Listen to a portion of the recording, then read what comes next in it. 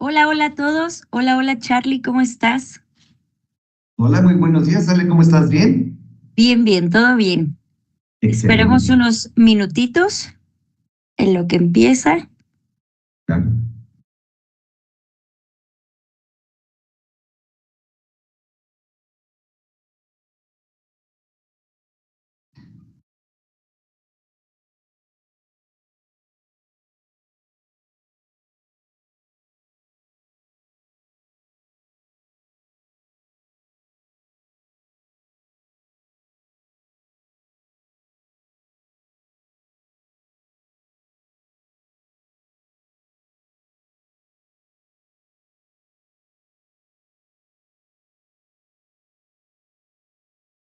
Hola, hola Freddy.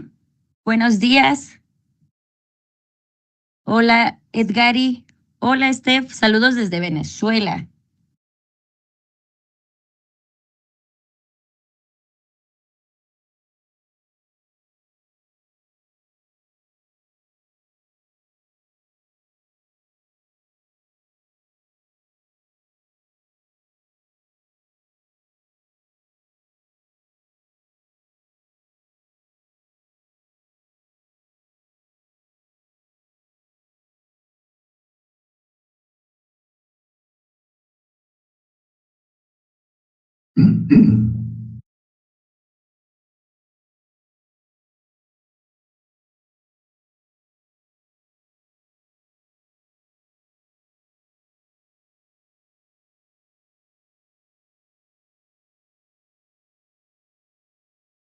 José Luis Salgado dice saludos a mi amigo Charlie. Muchas gracias. Hola Katherine. Freddy, saludos desde Guatemala. Saludos.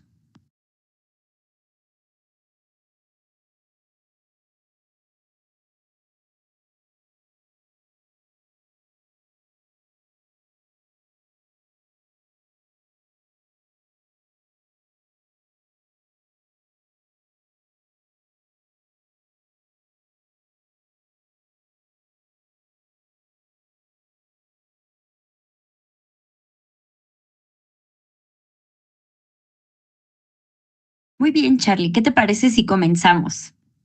A la hora que tú gustes, muchísimas gracias. Sí, claro. Perfecto. Muchas gracias, Charlie.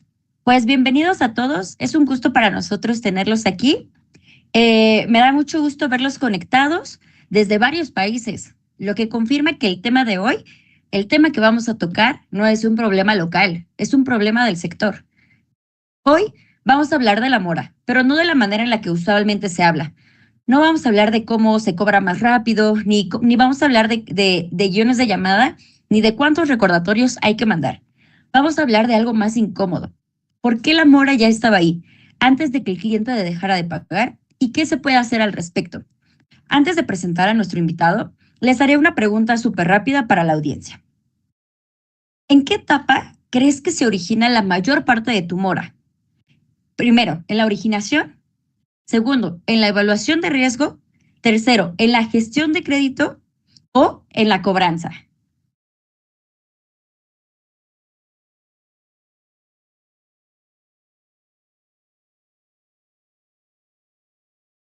Veamos qué nos dice el público antes de empezar.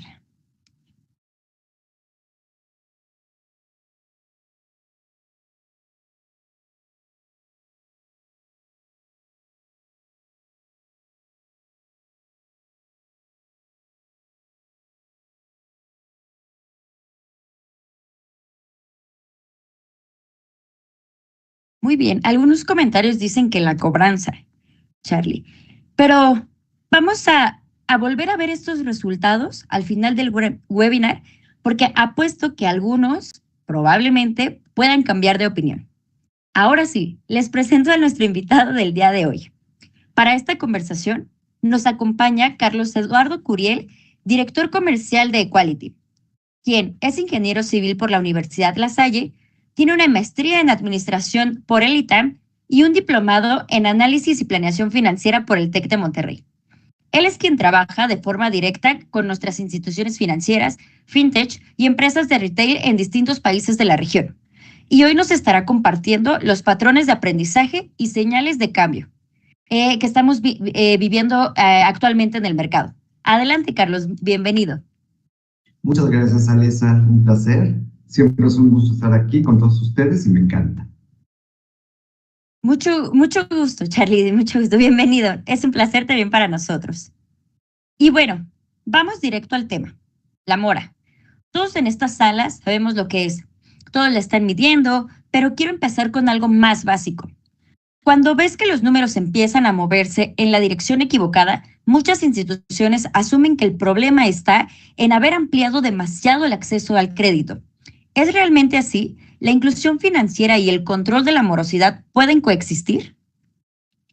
Muy bien, gracias.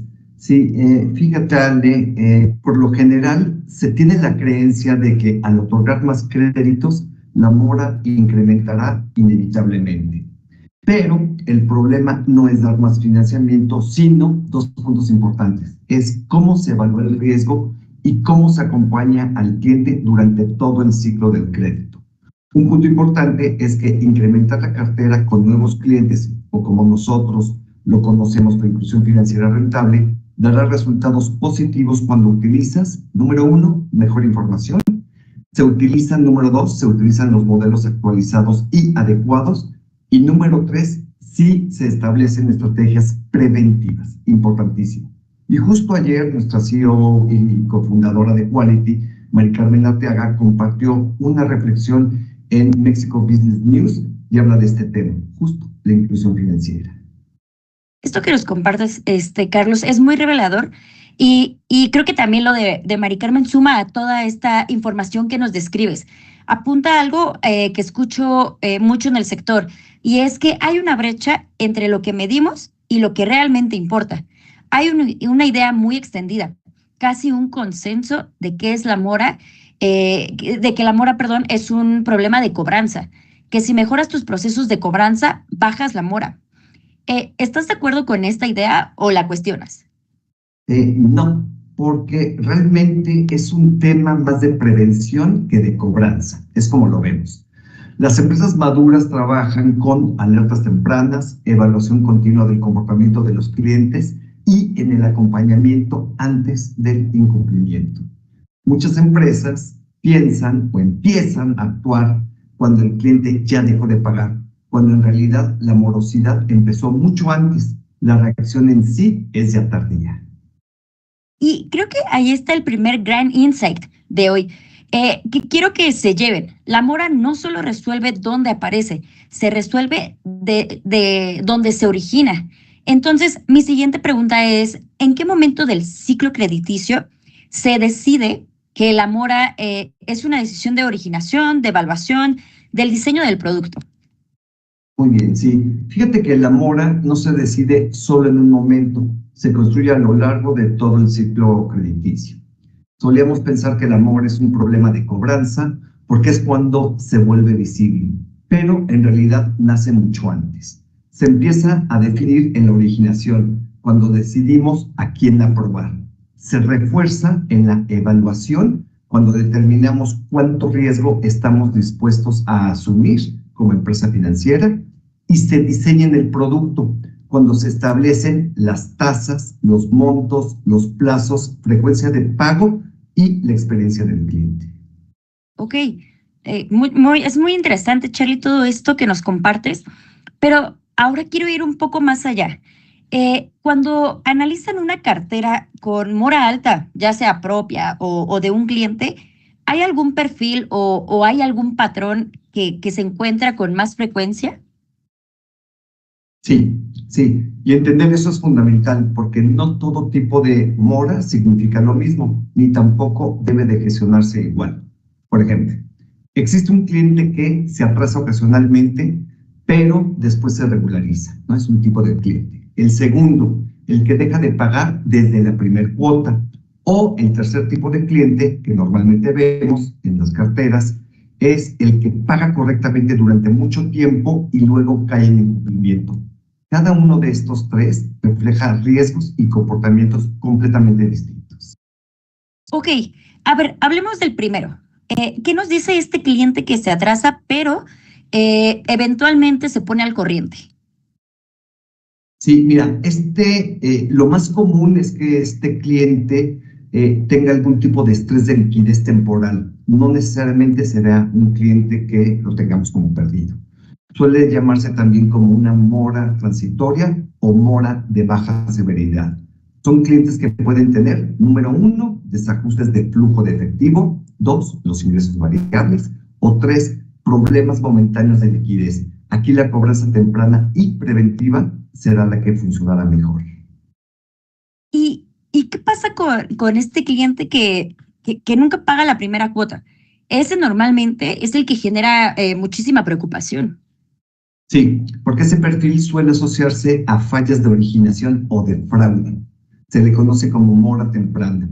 Es una de las señales más delicadas porque se indica que probablemente el cliente nunca tuvo capacidad real de pago, número uno, que es lo más importante al otorgar un crédito, que tenga capacidad de pago el cliente.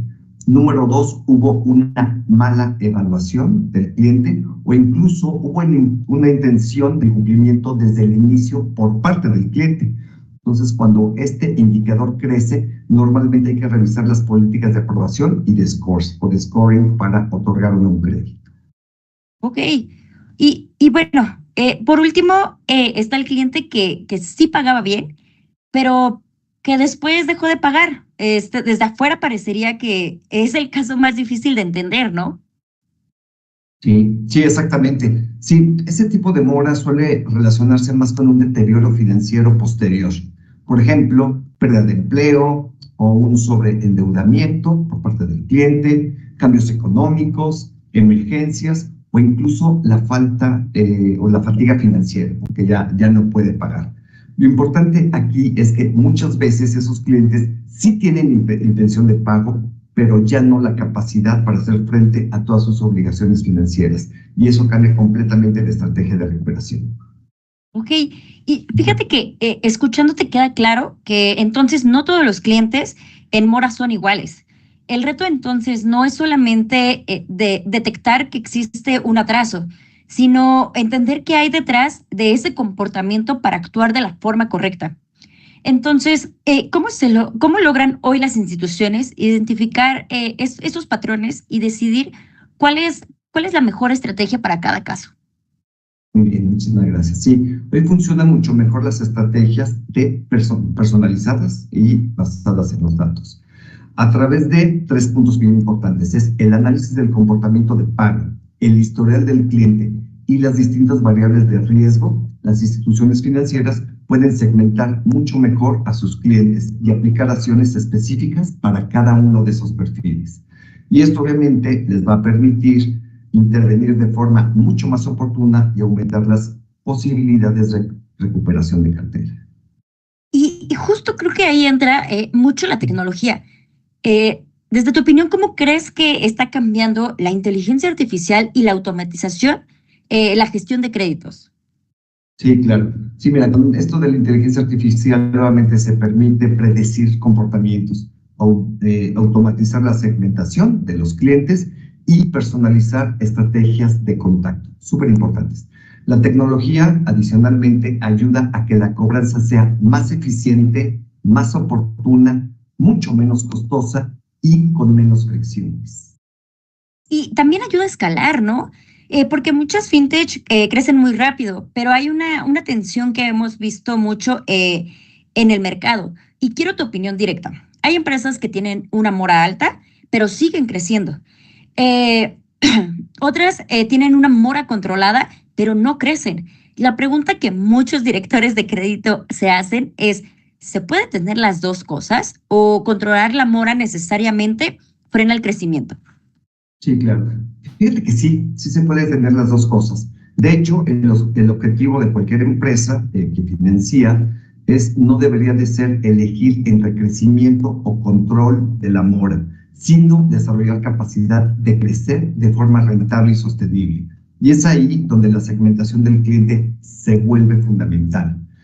Una de las mayores eficiencias para mejorar la mora es entender que no todos los clientes presentan el mismo riesgo ni deben de gestionarse de la misma manera. Por ejemplo, no necesita la misma estrategia estos tres tipos de clientes, ¿no? Un cliente con un atraso ocasional, como el que vimos; el segundo caso, uno con posible fraude; y el tercero, que es uno con un riesgo estructural, es decir, que ya no tuvo capacidad de pago.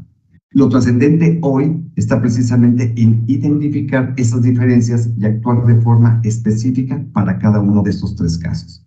Eso permite ampliar la cartera, mantener el crecimiento y al mismo tiempo controlar mejor los niveles de mora. Muy bien. Bien, Carlos. Hasta aquí hemos hablado del diagnóstico, de las causas y de los distintos perfiles de clientes que pueden caer en la mora. Ahora quiero ser muy práctica contigo, porque sé que la gente que nos acompaña hoy tiene equipos, tiene carteras, tiene reuniones el lunes. Entonces, cuando una institución identifica que la mora está creciendo, ¿cuáles son las primeras decisiones que debería tomar para corregir el rumbo? Sí, sí. Fíjate que lo que yo pienso es de que lo primero es entender que no todas las carteras ni todos los clientes deben gestionarse de la misma manera. Una manera o una estrategia efectiva comienza por segmentar a todos los clientes, porque obviamente no se deben de segmentarlos correctamente, perdóname, a todos los clientes según, número uno, es su comportamiento, su nivel de riesgo y causa del atraso. Después es importante revisar los procesos de seguimiento y de cobranza, porque muchas veces las oportunidades de recuperación se pierden en las primeras etapas del amor. Muy importante decirlo. Y finalmente hay que medir constantemente qué estrategias está funcionando y cuáles no, para ajustar la operación con rapidez. Ok, entonces esto creo que se conecta con algo que vale mucho la pena desarrollar. Creo que es la cobranza, preventiva o agresiva. Contactar al cliente antes de que entre en mora, no cuando ya está en mora, ¿no? ¿Y qué tan viable es eso operativamente? ¿Qué se necesita para que realmente funcione?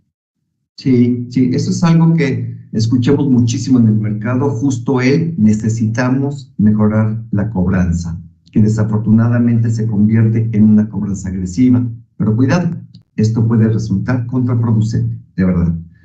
Una cobranza eficiente no es la más agresiva, sino la más inteligente. Y sí, el contacto previo con el cliente es la mejor manera. Pero realmente implicó antes, número uno, el haberlo segmentado correctamente, el priorizar correctamente a los clientes, el usar canales adecuados, el contactar en el momento correcto y entender la capacidad real de pago. Además, la cobranza eficiente protege la relación con el cliente, que es sumamente importante. Claro, claro, tienes toda la razón, Carlos. Y bueno, una última dimensión de estrategia que me gustaría tocar el día de hoy es el canal de pago, la facilidad para pagar. ¿Cuánta mora es intención de no pagar y cuánta es simplemente incapacidad operativa? Es decir, no saber dónde, no poder ir o no tener el método disponible. ¿Qué opinas de esto? Sí, bueno, con frecuencia asociamos la mora únicamente con un problema de riesgo o de capacidad de pago, pero una parte importante puede estar relacionada con las fricciones en la experiencia del cliente, de verdad. Si hay pocos canales disponibles, si el proceso genera dudas o requiere de mucho esfuerzo, aumentará invariablemente la posibilidad de los atrasos en pagos. Por eso, facilitar el pago también es una estrategia de gestión de mora. Mientras más simple, accesible y conveniente sean, mejores serán los resultados de la recuperación. Nosotros siempre hemos pensado de que el cliente no es suficiente que tenga capacidad, que tenga intención, sino que también ayúdale a pagar. Claro, claro, claro, coincido contigo, Carlos. La verdad es que creo que todo esto ha sido muy interesante, pero me gustaría ir cerrando un poco el tema. Así que podemos, no sé qué te parece pasar algún apartado de preguntas y respuestas.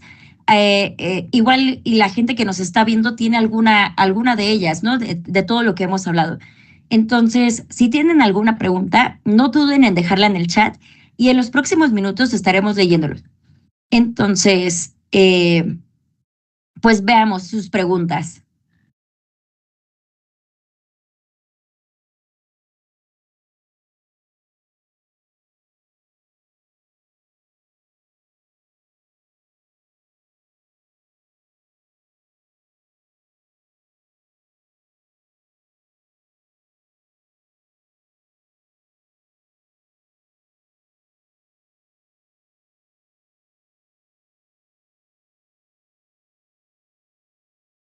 lo que esperamos estas preguntas, Carlos, me gustaría hacerte a ti una última, o bueno, una pregunta.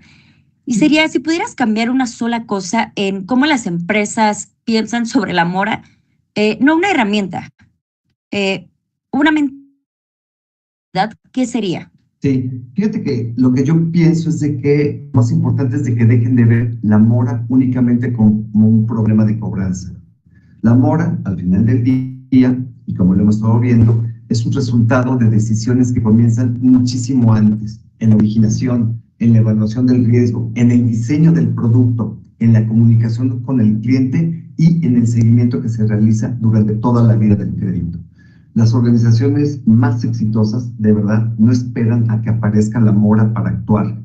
Construyen procesos para prevenirlos desde el inicio. Ok, me parece muy interesante y concuerdo contigo, Carlos. Y bueno, quiero hacerte otra pregunta, o más, no sé, tal vez un caso. Cuando llega a ti un director de crédito con un problema de mora, ¿cuál es la pregunta que te hace casi siempre? ¿Y cuál es la pregunta que debería estar haciendo realmente? Sí, fíjate que la pregunta que más se escucha con más frecuencia es ¿cómo reduzco mi mora? Y aunque es una pregunta de verdad, es una pregunta muy válida, normalmente llega cuando el problema ya está presente. La pregunta que debería de hacerse realmente es ¿qué está provocando esta mora y qué puedo cambiar en mi proceso para evitar que siga ocurriendo o que siga creciendo? Porque la solución rara vez está en una sola acción de cobranza. Generalmente está, número uno, en entender mejor al cliente, identificar patrones de riesgo y corregir las causas que generan ese problema desde el origen. Perfecto. La verdad es que toda esta plática me parece increíble. Creo que puede ser muy enriquecedora para todos los que nos están viendo. Y la verdad me parece increíble todo lo que nos has podido compartir el día de hoy. Y pues bueno, vamos ahora sí a la sección de preguntas y respuestas, pero vamos a retomar la pregunta que hicimos al inicio. ¿Recuerdan la encuesta que les hicimos al inicio? Ahora pregúntense, ¿cambiarían su respuesta? Eso es lo que exactamente estamos buscando con este webinar, que empieces a hacerte la pregunta correcta, como ya nos había comentado Carlos. Veamos si en los comentarios nos dejaron alguna pregunta o alguna respuesta, Carlos, para que nos puedas apoyar a responderla. Sí, claro, con gusto. Aquí mira, Cris Juárez nos pregunta si tiene sentido segmentar la estrategia de cobranza por perfil de riesgo o es mejor tener una sola política para toda la cartera. Bien, muy bien, muchas gracias por la pregunta. Sí, realmente una estrategia segmentada suele ser mucho más efectiva porque no todos los clientes tienen el mismo riesgo ni responden igual a la cobranza. La segmentación siempre va a permitir mejorar la recuperación y optimizar costos. Ok, muchas gracias. Esperamos, Cris, que te hayamos podido apoyar. Vamos con Luis Madrid. Nos pregunta, ¿cuándo es demasiado tarde para intervenir? ¿Hay un umbral de días de atraso donde las probabilidades de recuperación caen de manera significativa?